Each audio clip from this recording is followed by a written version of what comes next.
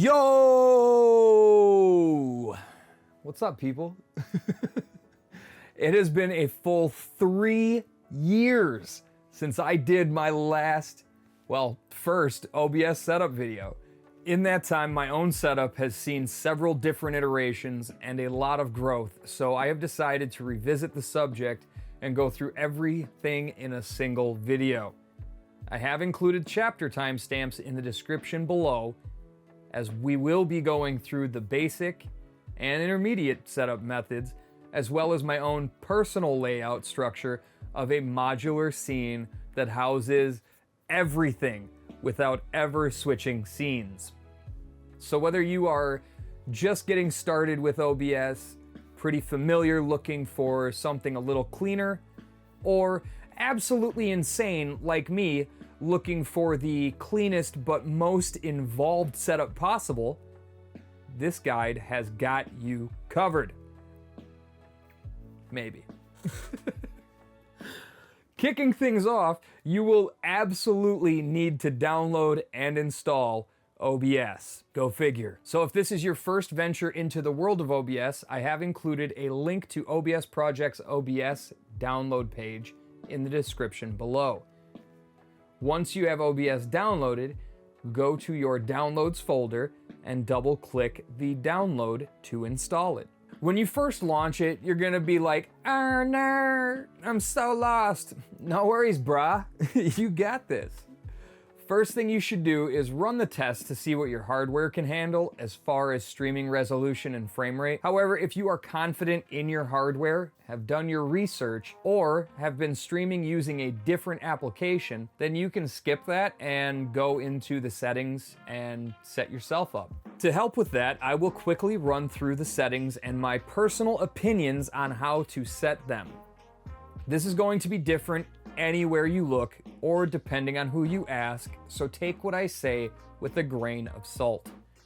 And don't hesitate to get other opinions, or make sure that you set yours up in a manner that your PC can actually run. General can just be skipped over. I have no notes. Also, have never changed anything in general in the decade or more I have been using OBS. So, yeah. Moving on, appearance. This is gonna be a matter of personal preference. I like Yami Classic with a font size of 10 and a density of normal.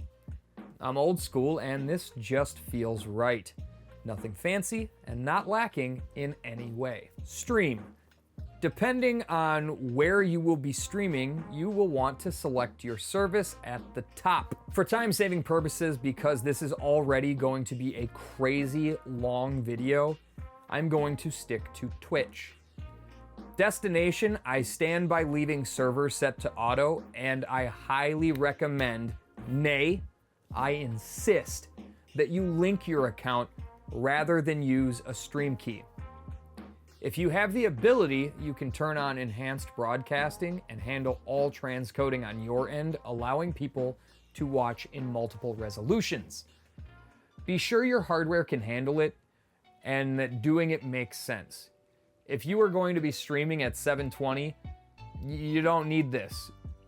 To be honest, most people don't need this.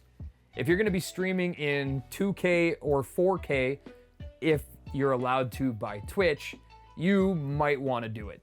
Advanced options, you can enable things like better TTV and Frankerface Z chat add-ons. Output. This is where your hardware really dictates your choices. If you are more comfortable using the simple setup, then please do that and just set the bitrate to something you can handle while leaving enough for gaming and anything else. Most people can easily support Twitch's maximum bitrate because it's trash. It's only 6 meg. I mean, you can push 8, but whatever. Audio has a maximum of 320, and depending on your setup, you choose between X264, which is your CPU, or hardware, which is your GPU, for encoding. If you have an NVIDIA GPU, you absolutely want to be using NVENC as your encoder. Depending on how powerful your GPU or CPU is, decide what encoder preset you want to use. I personally stick to P5, slow. But a lot of people will see good results using fast or faster with lesser hardware. For reference, I'm using a loaded potato. Audio encoder. I leave that set to default because I've never needed to change it and it sounds good. If you plan on also recording or using the replay buffer, you're going to have to play around with those settings because if you record while streaming, it will impact both streaming and recording. They both use your hardware. If you use the replay buffer, it will also impact everything. If you are a pimp and want to use advanced, yes, ladies is pimps too. Go on, brush your shoulders off. Set your video encoder to NVENC or X264. Remember, we're doing this for Twitch. YouTube can handle AV1 and 4K, so yeah. Rescale disabled encoder settings as follows. Constant bitrate. Set it to 300 less than your intended target. Yes, I know that sounds weird, but for some reason, I noticed a 300 kbps fluctuation in my bitrate in OBS over the years. Gave this a try years ago, and now it pretty much stays on target, and I never drop any frames. That's not true. It happens all the time. Keyframe. Zero. Preset. Whatever your machine can handle without overloading.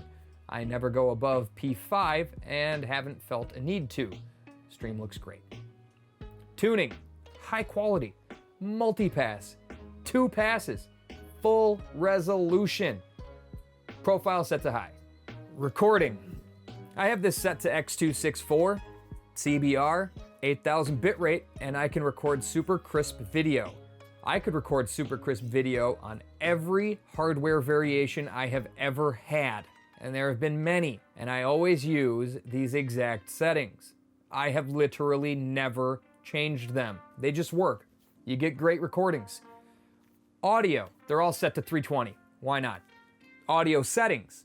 This is where I'm different than just about everyone out there. The sample rate is best kept to 48 kilohertz and set to stereo. Duh. But I disable every single global audio device. I manually add them in as sources later on because I'm weird and because it makes it so you can create scenes that have no mic audio or scenes that have no desktop audio. And it also gives you the ability to mute the sources with Streamer.Bot and things like that, which can't see global devices. So, touch portal, Streamer.Bot, shit like that. The rest of the settings in the page I have left alone to their defaults. Video. For most of the people out there, streaming in 1080 at 60 frames per second is totally doable with today's hardware. If you are streaming using a baked potato, you will want to set your canvas to 720 and your FPS to 30. Believe me, there's nothing wrong with that. It won't look nearly as bad as you assume, nor will it look as bad as trying to push your PC past its limits. Tons of people stream in 720, all right? And you'd never know it. It looks great. Whatever resolution you're going to stream in, I recommend setting your base canvas and scaled resolution to match. Some people will tell you that you should keep your base canvas set to the resolution of your monitor and downscale to whatever resolution you intend to stream to, and they might cite some bullshit they read online for why it is better, but guess what? They're wrong. I know because I was that person. And I can tell you that after switching to having both the base canvas and output set to the same resolution, I have seen resource improvement and never had an issue. So suck it, old me. Shout out to Hustle for insisting that I was wrong and putting the idea in my head to try it. Hotkeys and accessibility we will be skipping because I can't tell you how to set your stuff up in there, but give them a look over when you want or need to. Advanced. Yeah, this page scares the shit out of me. Not really. But go in there, set the process priority to high, then very calmly scroll down to automatically reconnect and tick enable, and set it to like 20 seconds with 25 maximum retries. so that if your stream ever disconnects, OBS will not rest until it has brought you back from the dead, or time's out. Either way, you win. Kind of. Then scroll down to the bottom and turn on hardware acceleration for browser sources. If anyone has any problems with the choices I have made in this section, I would like to remind you that I am me, and I told you that I don't know what I'm doing. Keep your criticisms in your prison wallet. Sorry, kidding, but I did mention that my choices and preferences will not align with everyone else out there. And if you don't like them, don't use them. Also, that you should make sure your hardware is dictating your choices and you aren't just trying to do what you want. Research what your machine can handle, go from there. Okay, moving on. Just before we get into actually setting up the layout of everything, I recommend going to the Profile tab and renaming your current profile, as well as going to your Scene Collection tab and renaming your current scene collection so that you know this has your settings and your layout for streaming in case you ever want to set up a separate one for recording or anything else. Okay? Cool. I would also recommend going over to Tools and opening the WebSocket server settings just to turn on the WebSocket for future proofing. You know, if you ever want to use Streamer.Bot or any other OBS controlling software, it will connect via WebSocket. I also have a video on that is more in depth. Now then, onto the actual setup of scenes and sources. For any basic setup, you will simply add a scene, give it a name, then in the sources panel, click the plus icon and select the source type which you would like to add to the scene. In this case, we are going to create a scene named Just Chatting and add our camera to it and a mic source. So we would add a new scene, name it, then go over to the sources panel and click the plus icon. In the list, find video capture device and then name it whatever your camera is. That way it will be easier to identify if you ever have more than one camera. You would be surprised how fast you will want a second camera. Or an eighth. Whatever. Then find your camera in the device list and you should be good to go. If you want to tweak camera settings or play with LUTs, which are lookup tables, change your image, whatever, I highly recommend checking out Senpai Gaming, Gale Level, Nutty, Epox Vox, or someone else who has a video on the topic, because there is a lot to it, and I just can't cover all of that in this video. Once your camera is added, add in your mic. Now, if you have decided to use global audio devices, your mic would already be there, so this doesn't apply to you. If you chose to follow my lead and disable all of those and manually add in audio devices scene by scene, you click the plus icon in the sources panel, again, and choose audio input capture. Then name it after your mic and find your mic in the list. You now have a basic chatting scene with a camera and a mic. Just to cover the two main bases, we can also create a scene for gaming, web browsing, and anything else. A lot of people will say that you should use game capture and not display capture, but I'm going to go ahead and say that that is untrue. I've used display capture the entire time I've been streaming. For reference, that's just about 9 years, and I have never once had an issue with it. Aside from showing things on screen that I should not have, because it will capture everything, you know, like debit card information and naughties on Twitter. If you feel like trusting me, click the plus icon in the sources panel and add a display capture, and choose your main monitor. If not, add a game capture, which I will not be walking through. Sorry, not sorry. After that, click the plus icon in the bottom of the sources panel, again, click video input device and add in your camera using the already created source from the list. And follow the process again to add in your already created mic source if you aren't using global audio devices. If you aren't using global audio devices, you will also want to add in an audio capture for your desktop audio by clicking the plus icon, selecting audio input capture, naming it desktop audio, and then selecting default from the device list. That'll capture all audio from your computer. If you use any sort of audio mixer, you would obviously use the channels of that apply to desktop audio, audience audio, gaming audio, etc. Instead of what I just suggested. Shout out to Beacon for making the greatest audio mixing device out there. Buy a Mix Create today and take your streaming audio to the next level. Shameless plug.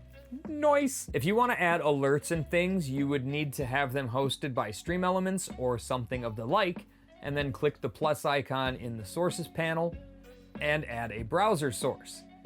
Then name it whatever it is, and paste the link for those assets into the URL line inside of the browser source properties. Then size it the way you want, and you are good to go. You can also use Twitch's built-in alerts. I've never done that, but I think you set them up the same way. Image and video overlay assets would use image and media sources accordingly. Now then, I think that is enough of the basics, and anyone would be able to create their own starting, ending, or be right back screens from there.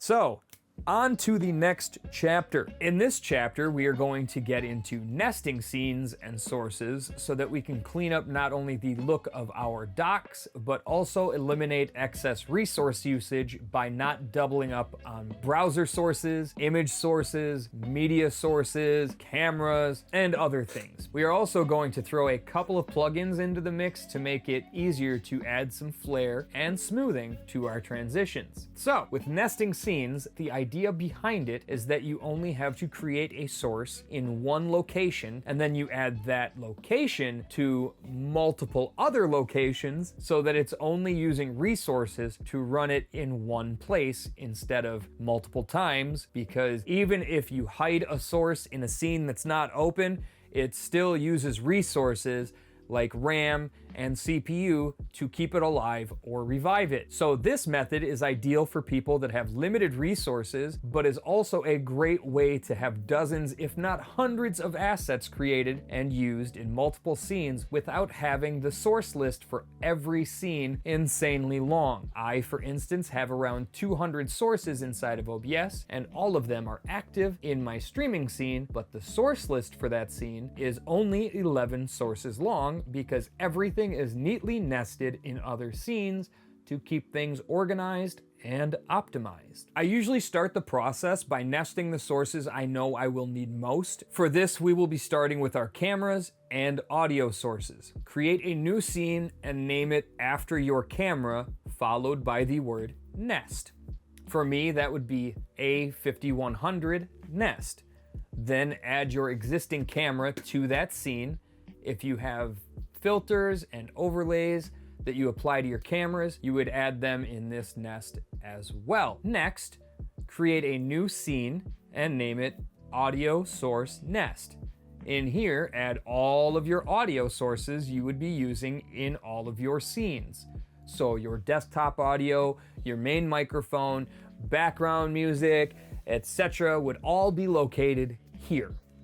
Then, in your main scenes, you would click the plus icon in the source dock and select scene, then find those two scenes and add them in. So instead of having your microphone and camera sources individually in each scene, you just have your camera nest and your audio nest. Lastly, for this demonstration, create a scene named Display Nest. Click the plus icon in the sources panel and add a display capture. Then select the one that you already created. If you are a console gamer as well as PC, or just in place of PC, you can add a second source underneath or on top of your display capture for your capture card by adding a video input capture and choosing your capture card. This means you can create a hotkey or use a stream controller to show and hide your sources, allowing you to seamlessly change between desktop and console video. Like me. We would repeat these nesting processes for things like browser sources, media sources, and so on if they are used in multiple scenes. This way, as I said before, the resource usage is lessened by not having the browser sources and media sources that are in multiple scenes added multiple times.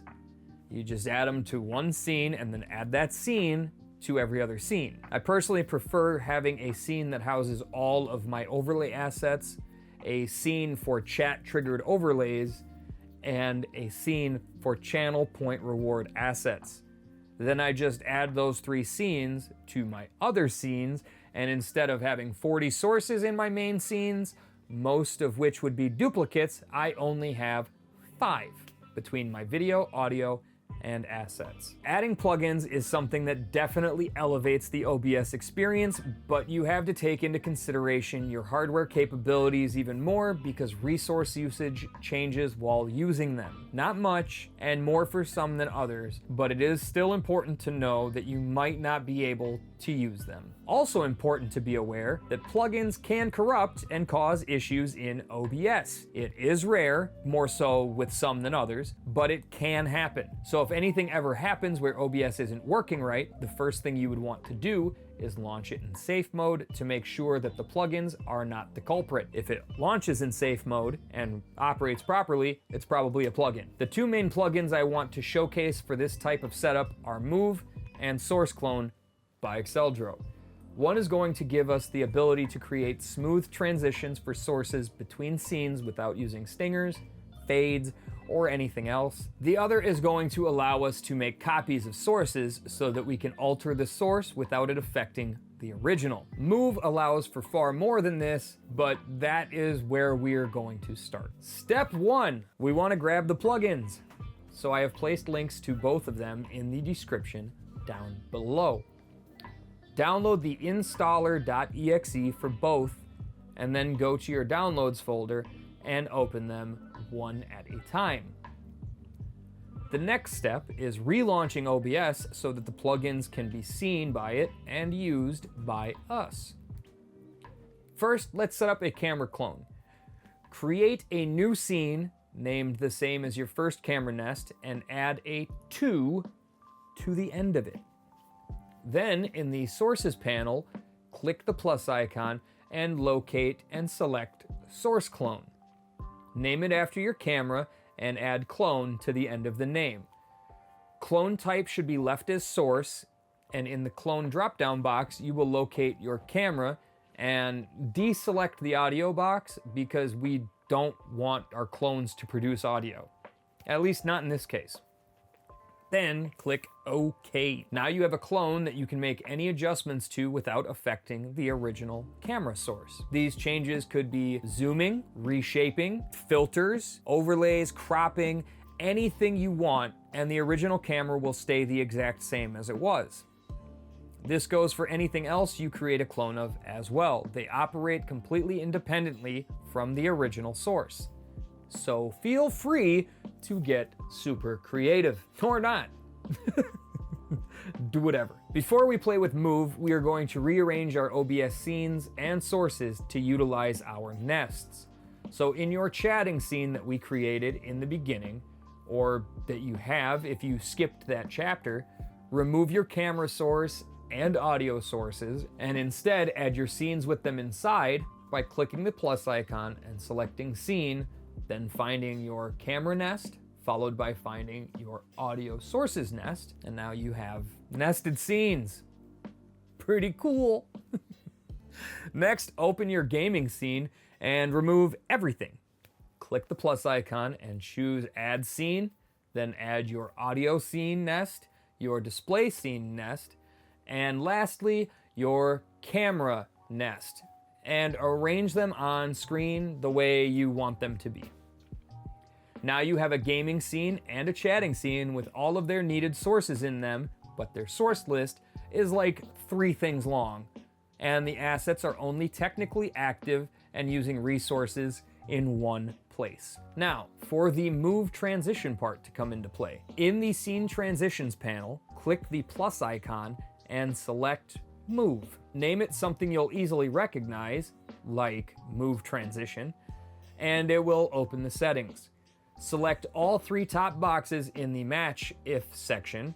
These will allow for it to match sources whether they have numbers or extra words at the end, which is ideal for smooth movement when a camera or screen is a clone. You can also leave the rest of the settings as they are and click OK. When you switch your scene from gaming to chatting, it will smoothly shrink or expand your face camera to its new position. You can play around with this and have it affect other sources as well. Lastly, add any of those nested scenes for overlays, alerts, and whatever else into your main scenes. Now you have scenes with scenes in them because I heard you like scenes, so I put scenes in your scenes. Scenes. Now then, who's ready for the advanced setup? Yeah, let's get weird. Taking everything we have learned thus far, we are going to create a single scene that houses everything, all of it, every single thing we use in our stream, never leaving that scene for anything ever, period. It looks something like this.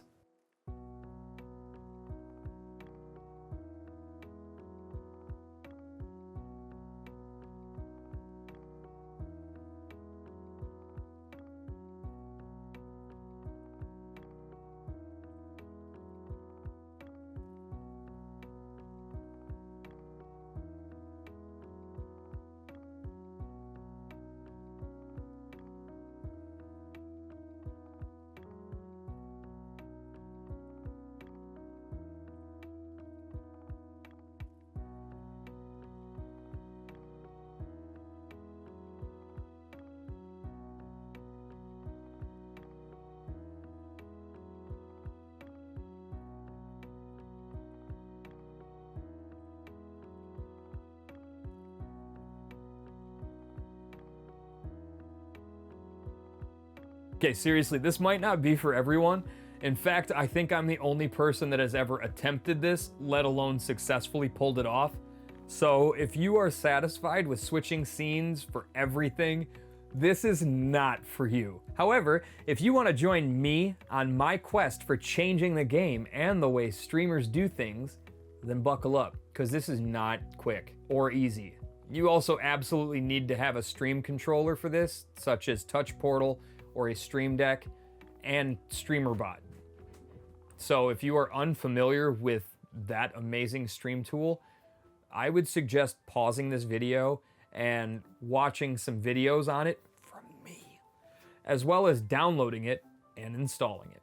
If you don't have a stream controller, like Touch Portal on a tablet or, a Stream Deck, you could make do with Streamer.Bot Decks. This setup also involves the plugins used in the intermediate setup, so if you skip that, well, download the plugins in the description, you bitch. I love you. When you are comfortable moving on, press play. Unless you didn't pause it, then just keep going. The first thing we need to do is, if you use a starting soon scene, be right back scene, and an end of stream scene, create a new scene and name it background. Then add a background to it that those 3 scenes I just named all share. Next, create another scene named intro/outro, and inside there, add assets that only your intro would use and group them. Then add all of the assets that only your outro would use and group them. Name the groups intro and outro. These assets should be things that will not be used in any other scenes. So no chat boxes, no cameras, just things like intro credits, music, or montage video, and outro credits, music, or an outro montage. Then hide them by clicking the eye icons to the right of each group. Next, create a new scene and name it main scene, or something that makes sense. This is where we are going to build everything out. First thing you should add is your audio nest, since it is never seen and can be in the back of everything. Add it by clicking the plus icon in the sources panel and choosing Scene, then choosing your audio nest. Second, click the plus icon and then click Scene again. Choose your background scene from the list. Click the plus icon again, Scene again, then choose Intro/Outro.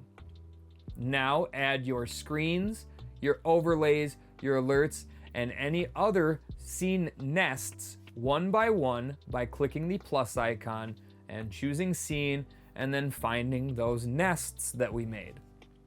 Make sure they are ordered so that things that should be on top of everything else are higher on the list of sources.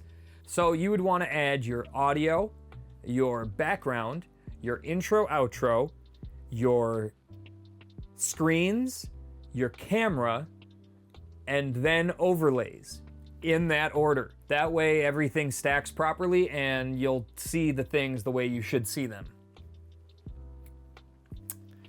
Once you have all of your sources arranged properly, we can start manipulating positioning of sources for each scenario. Scenario. So to do this right and achieve the look of each scene, we are going to use Move as a source filter that remembers each source's position. Streamer.Bot to spoof each layout as a scene, and a controller to trigger the scene changes. If you're going to use a controller like I do, you will need the Streamer.Bot plugin for your controller of choice so that you can trigger Streamer.Bot actions, or set them to execute on a hotkey and then use that hotkey as a trigger in Streamer.Bot. The setup. What you're going to do is open your filters for the scene, click the plus icon, and select Move Source. Name it Camera Full Screen, and select your nested camera scene as a source. Then resize your camera so that it is fit to the entire area of your canvas. Once you have it scaled, in the filters settings, find where it says Get Transform and click that. This pulls your source's positioning and stores it. Next, duplicate the Move Source filter and change the name to Gameplay Cam. Then adjust the size of your camera so that it is the size you want it during gameplay, and position it wherever you would want it during gameplay. Then in the filter settings, click Get Transform again. Now, if you click the eye icon for the full screen, it will move your camera to fill your entire screen. And if you click the gameplay one, it will shrink the camera down to your gameplay camera size. Sweet, right? You will want to create one of these and go through each of the steps setting up Move Source filters for every source that you want to be in a different location or size in every scene layout. So for instance, for gameplay, you would want your screens to be full size. So you would expand it to the full size and then shrink it down for non-gameplay. Once you have them all set up the way you want, you can tweak the time it takes each thing to move so it is as fast or as slow as you want by changing the number where it says custom duration. You can also change the smoothing if you want by changing the easing type where it says easing, but I recommend leaving it on ease in and out.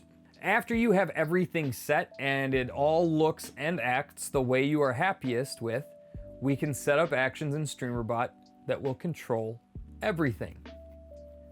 This part is really going to depend a lot on what you have for each scene, so I'm going to run through a basic example of how you would set things up for each scene by running through the setup for your chat scene. And then you would just have to use the same information to transform everything in the other scenes the same way to get the result you want.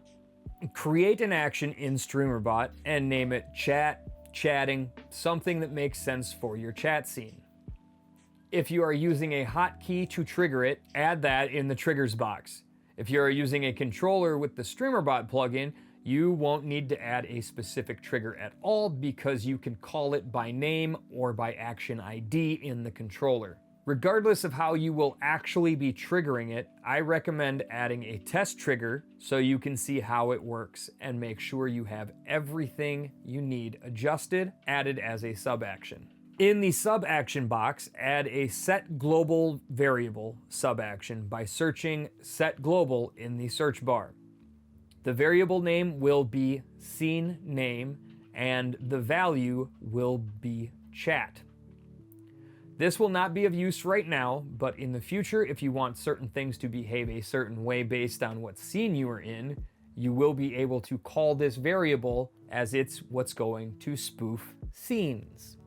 I will explain a little more on that at the end. The next sub-actions that you want to add are shows, hides, and filter triggers.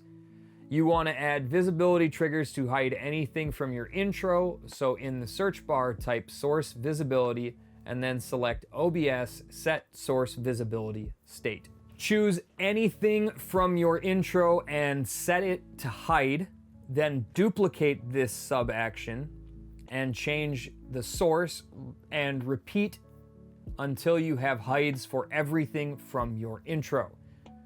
Then duplicate it and set the scene to main scene, the source to audio nest, and set it to visible. That will activate your mic, your desktop audio, and any other audio sources that you would be using in your chatting, gameplay, and everything else. Add in a set scene filter state by searching filter state in the search box and choosing OBS set source filter state. Choose main scene for your scene and camera full screen for the filter. Next, add a set source visibility trigger by searching set source in the search bar and click OBS set source visibility. Choose main scene for your scene and your camera for the source. Repeat this process until you have source visibility triggers for each of the nests that are in your main scene so that your chat alerts, overlays, and anything else become visible when this is triggered. For your end scene, you would want to hide everything except the stuff in the outro group. You would make everything in the outro group visible. For your intro, you would show everything in your intro group and have everything else hidden. For all scenes, you want to copy and paste that set global we created and change the value to the name of the scene that it is supposed to be. So in your chat scene, the set global would be chat. In your be right back, the set global would be BRB. The end would be end, blah, blah, blah. You get what I'm saying. The reason for the set global is that it will allow you to dictate things per scene easily later on by recognizing the value. For instance, I have things that are positioned around the screen based on what scene I am in, and since I never actually leave my main scene, this allows me to spoof those scenes inside of Streamer.Bot. So in the event that you wind up making scene-specific positions for everything down the road, this will come in handy. As for a tutorial on that, it will be coming later because it is easiest done in C#, and I'm going to make a video teaching you how to write it in C# and set it up. This video is already stupid long, and as much as part of me is like, you're already at 5 hours, what's another 3 hours? The other part of me is like, dude, you're at 5 hours, shut up. So I'm gonna call it enough for now, but be on the lookout for that video in the future. I really hope that you found this video informative, like no matter what level of OBS you are at right now, and enjoyed the whole thing. Otherwise, I will never make another one. Ever. I'm just kidding. I just won't make one this long ever again because it is insane to do. Unless you think making full-length, multi-tiered setup videos is a good idea. I don't know. Let me know your thoughts on it in the comments. If people want more extremely in-depth shit, I'll do it. If you at least learned something or had a good time watching me be super smart, debatable, please click the like button. And if you want to learn more things you can do in OBS, Streamer.Bot, or just to support my goal of reaching YouTube partner, please consider subscribing to the channel and watching my other videos. It really does mean a lot to me. Like, for really real. It means a lot. I know that doesn't sound sincere, but I'm serious. I love you. If you want to come by and ask me about this stuff while I'm live and see how the whole single scene setup thing operates to figure out whether or not it is something you want to put the effort into, please stop by a live stream. I go live every Monday, Wednesday, and Friday. I appreciate you all so much for taking the time to watch this. So much, in fact, that if the watch hours from this video reach 2,000, I will give away a $200 gift card to one random person that liked this video. How's that for appreciation? All right, you wonderful people. Have a great rest of your day. And until next time, take care and stay safe.